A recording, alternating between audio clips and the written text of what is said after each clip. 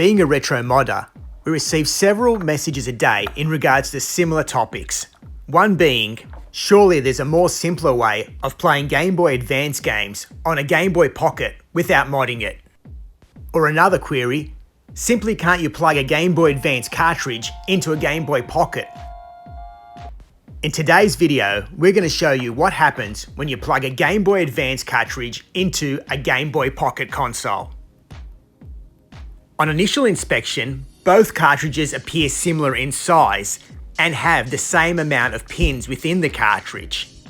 However, the Game Boy Advance cartridge does have cutout notches on each corner.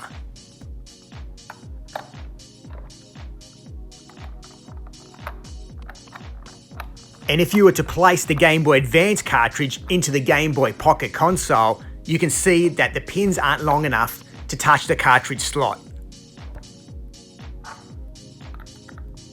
So for our viewers, we're going to remove the internals from an original Game Boy cartridge and replace them with the internals from a Game Boy Advance cartridge.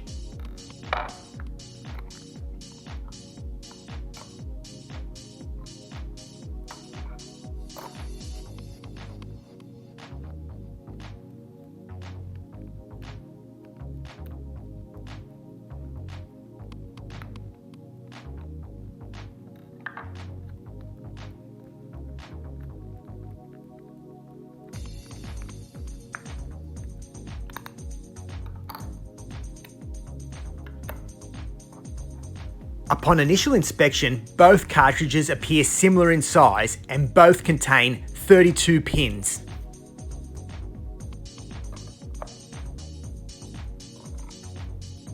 However, when installing the internals from the Game Boy cartridge into the original Game Boy shell, there appears to be a fastener in the way, which secures the cartridge slot.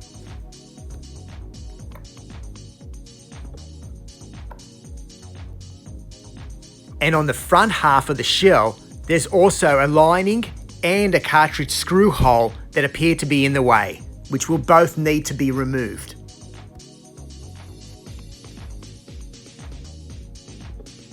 To minimize wastage with this experiment, we used an old brittle shell that is crumbling and is UV damaged.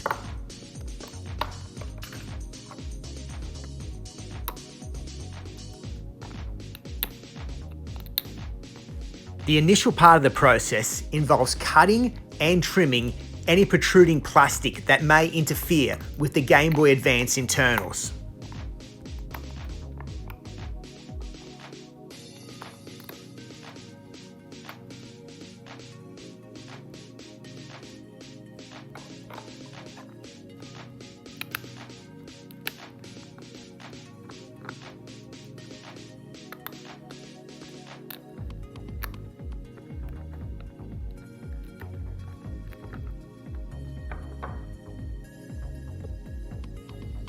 After initial testing, the Game Boy Advance cartridge wouldn't fit within the internals of the original Game Boy shell, so more trimming and machining would be necessary.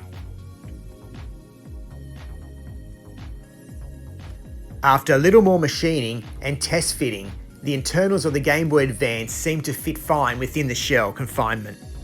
However, with the removal of the cartridge post holes, the only option to install the internals would be using hot glue. This would ensure similar alignment to the original Game Boy internals, as well as fastening the PCB to the shell.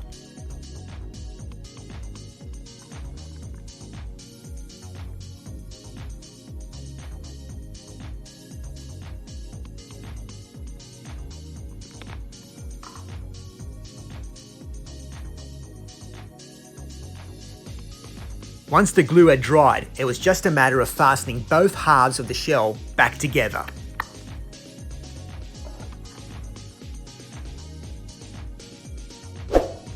Enjoying this video?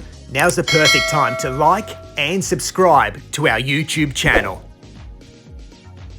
With the Game Boy Advance internals installed into the original cartridge, it was just a matter of testing. And as originally stated, it's not just as simple as replacing the internals of the original Game Boy cartridge with those from a Game Boy Advance. The simple answer is the Game Boy Advance functions off 32-bit, while the Game Boy Pocket functions off 8-bit. But you may be asking yourself, why does the Game Boy Advance play Game Boy Pocket games? Well, the simple answer is it's been reverse engineered to do so. So in the meantime, the only option to play Game Boy Advance games on an original Game Boy Pocket or Game Boy Color console is to remove and replace the internals with either Nintendo DS or Game Boy Advance genuine electronics.